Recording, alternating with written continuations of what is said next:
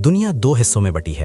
एक वो दुनिया जो आप देखते हैं, खबरें, नेता, युद्ध, शांति, समझौते, और एक वो दुनिया जो आप कभी नहीं देखते, जहां ना कोई कैमरा है ना कोई गवाह, जहां नाम बदल जाते हैं, चेहरे बदल जाते हैं और सच कभी सामने नहीं आता। ये दुनिया है खुफिया एजेंसियों की। रॉ, CIA, ISI, 3 नाम, 3 देश, 3 अलग मकसद, लेकिन एक ही खेल। और इस खेल में न दोस्त होते हैं न दुश्मन, सिर्फ मोहरे होते हैं, और हर मोहरे की एक कीमत होती है। आज हम उस दुनिया के दरवाजे खोलेंगे, उन ऑपरेशनों की बात करेंगे जो कभी अखबार में नहीं छपे, उन जासूसों की बात करेंगे जिनकी कब्र पर नाम नहीं होता, और उन सच्चाइयों की बात करेंगे जो सरकारें दबाती हैं, लेकिन इतिहास कभी नहीं भूलता। तैयार हैं? तो चलिए उस अंधेरे में जहां दुनिया की असली ताकत छुपी है, पहले समझते हैं ये एजेंसियां आखिर हैं क्या। CIA, central intelligence agency, America की आंखें और कान, 1947 में बनी। तब से लेकर आज तक दुनिया के हर कोने में इसकी उंगलियां हैं। बजट $500 करोड़ से भी ज्यादा, एजेंट हजारों, देशों में, शहरों में, कभी कभी आपके पड़ोस में भी। Raw, research and analysis wing, Bharat की खुफिया ताकत, 1968 में बनी। तब जब 1965 की जंग के बाद भारत को एहसास हुआ कि सिर्फ फौज काफी नहीं होती। इसके पहले डायरेक्टर थे रामेश्वर नाथ काव, एक ऐसा इंसान जिसने रॉ को सिर्फ एक एजेंसी नहीं, एक हथियार बनाया। ISI, inter services intelligence, Pakistan की सबसे ताकतवर संस्था, इतनी ताकतवर कि कई बार खुद पाकिस्तान की सरकार भी इससे डरती है। 1948 में बनी, लेकिन असली ताकत मिली 1980s के दशक में, जब अमेरिका ने अफगानिस्तान में सोवियत संघ के खिलाफ ISI को अपना हथियार बनाया। तीनों एजेंसियां, 3 अलग दुनियाएं, लेकिन एक दूसरे से इतनी उलझी हुई कि कभी कभी ये समझना मुश्किल हो जाता है कि कौन किसका दोस्त है और कौन किसका दुश्मन। चलते हैं पहले उस ऑपरेशन पर जिसने भारत का इतिहास बदल दिया।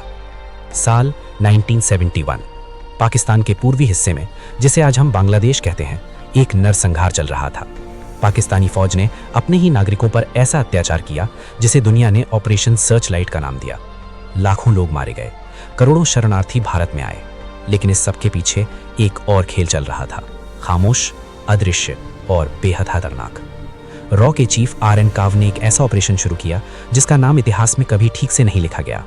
उन्होंने पूर्वी पाकिस्तान के मुक्तिवाही लड़ाकों को ट्रेनिंग दी, हथियार दिए, रणनीति दी, और सबसे जरूरी, एकजुट किया। भारत की सीमाओं के भीतर गुप्त कैंपों में हजारों बांग्लादेशी लड़ाकों को तैयार किया गया।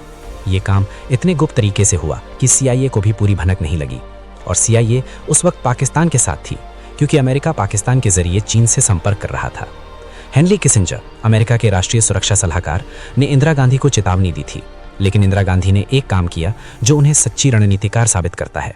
उन्होंने सोवियत संघ के साथ एक संधि की, और उसके बाद युद्ध शुरू हुआ। 13 दिन, सिर्फ 13 दिन में पाकिस्तान की पूरी पूर्वी सेना ने आत्मसमर्पण किया। 93,000 सैनिक, इतिहास का सबसे बड़ा आत्मसमर्पण द्वितीय विश्व युद्ध के बाद। और इस जीत की नींव रॉ ने रखी थी, महीनों पहले, खामोशी से, बिना किसी को बताए। यही होती है खुफिया ताकत। लेकिन हर जीत के पीछे एक धोखा भी होता है। CIA की कहानी सुनिए, जो शायद दुनिया की सबसे विवादास्पद एजेंसी है। 1953, ईरान। मोहम्मद मुसद्देक, ईरान के लोकतांत्रिक रूप से चुने हुए प्रधानमंत्री, उन्होंने एक काम किया, ईरान की तेल कंपनियों का राष्ट्रीयकरण किया, यानी ईरान का तेल ईरान के लोगों का। अंग्रेजों को यह पसंद नहीं आया, अमेरिकियों को यह पसंद नहीं आया। CIA ने ऑपरेशन एजेक्स चलाया, ब्रिटिश MI6 के मिलकर। सड़कों पर दंगे भड़काए, अखबारों में झूठी खबरें छपवाईं, फौज के अफसरों को खरीदा, और मुसद्देक की चुनी हुई सरकार को एक तख्ता पलट में उखाड़ फेंका। शाह को सत्ता में बिठाया गया, एक तानाशाह जो अमेरिका का मोहरा था। और इस एक ऑपरेशन के नतीजे 1979 की इस्लामिक क्रांति, ईरान और अमेरिका की दुश्मनी जो आज भी जारी है, और मध्य पूर्व में वो अस्थिरता जिसकी कीमत लाखों लोग आज भी चुका रहे हैं। एक खुफिया ऑपरेशन, दशकों के नतीजे। यही होता है जब खुफिया एजेंसियां लोकतंत्र से ऊपर खड़ी हो जाती हैं। अब आते हैं उस जगह जहां CIA और ISI की दोस्ती शुरू हुई, और वहीं उसी दोस्ती ने दुनिया को बदल दिया। अफगानिस्तान, 1979, सोवियत संघ ने अफगानिस्तान पर कब्जा किया। अमेरिका के लिए ये एक मौका था सोवियत संघ को उसी तरह थकाने का जैसे वियतनाम में अमेरिका थका था। CIA ने ISI को चुना अपना मुख्य हथियार। ऑपरेशन साइक्लोन, अमेरिकी इतिहास का सबसे लंबा और सबसे महंगा खुफिया ऑपरेशन।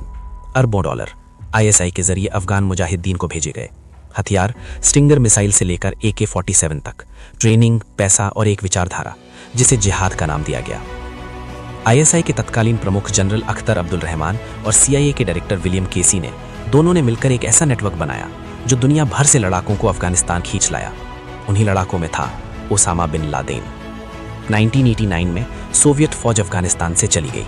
अमेरिका ने पैसे बंद किए, CIA चली गई, लेकिन ISI ने उन लड़ाकों को नहीं छोड़ा। और उन्हीं लड़ाकों ने 2001 में 11 सितंबर को वो किया जो पूरी दुनिया ने देखा। अमेरिका ने जो बोया था वो काटना पड़ा। और ISI एक ऐसी संस्था बन गई जो दोहरा खेल खेलना जानती थी। अमेरिका से पैसे लो और उसी के दुश्मनों को पालो। रॉ की एक और कहानी जो कम लोग जानते हैं। 1984 नहीं, उससे पहले Sri Lanka, LTTE, liberation tigers of Tamil Eelam, Tamil अलगाववादी। एक समय था जब रॉ ने खुद LTTE को तैयार किया था। प्रभाकरन को, जो बाद में दुनिया का सबसे खतरनाक आतंकी संगठन चलाने वाला बना, रॉ ने ट्रेनिंग दी थी। तमिलनाडु में गुप्त कैंप चले।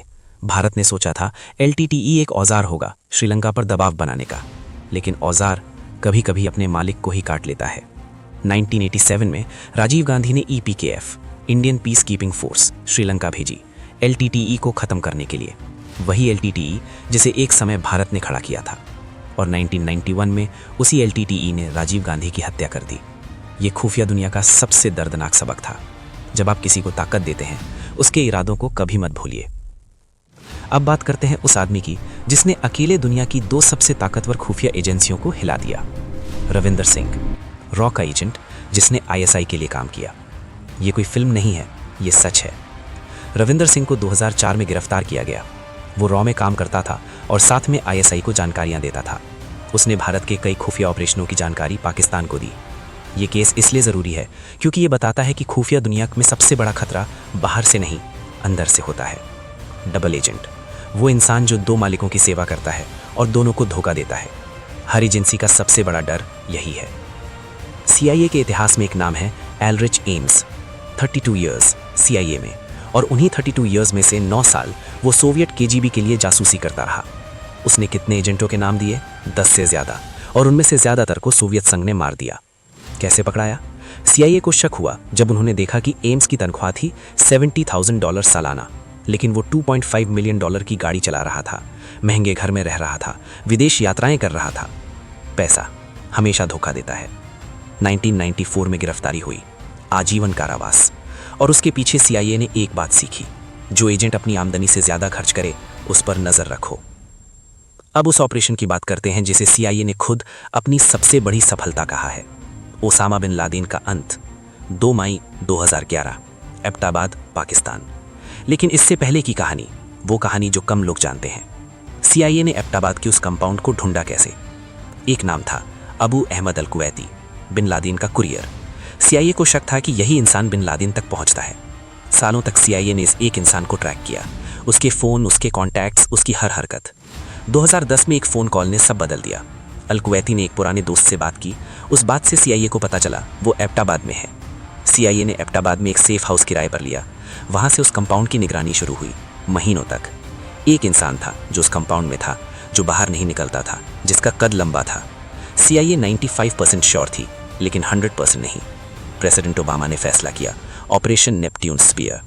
सील टीम 6, अमेरिका की सबसे elite military unit, 2 helicopter, 23 commandos और एक कुत्ता, कायरो, एक ट्रेंड मिलिट्री डॉग। पाकिस्तान को नहीं बताया गया क्योंकि CIA को डर था ISI को पहले से पता होगा, और अगर बताया तो बिन लादेन गायब हो जाएगा। और ये डर गलत नहीं था। बाद में पता चला एबटाबाद में पाकिस्तानी मिलिट्री एकेडमी थी, महज 1 किलोमीटर दूर। ये कैसे हो सकता था कि ISI को पता ना हो? ऑपरेशन सफल हुआ, बिन लादेन मारा गया।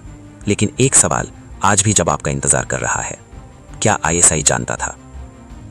भारत और पाकिस्तान के बीच खुफिया युद्ध, ये कोई नई बात नहीं, लेकिन एक ऑपरेशन था जिसने दोनों देशों के बीच की दीवार को और ऊंची कर दी।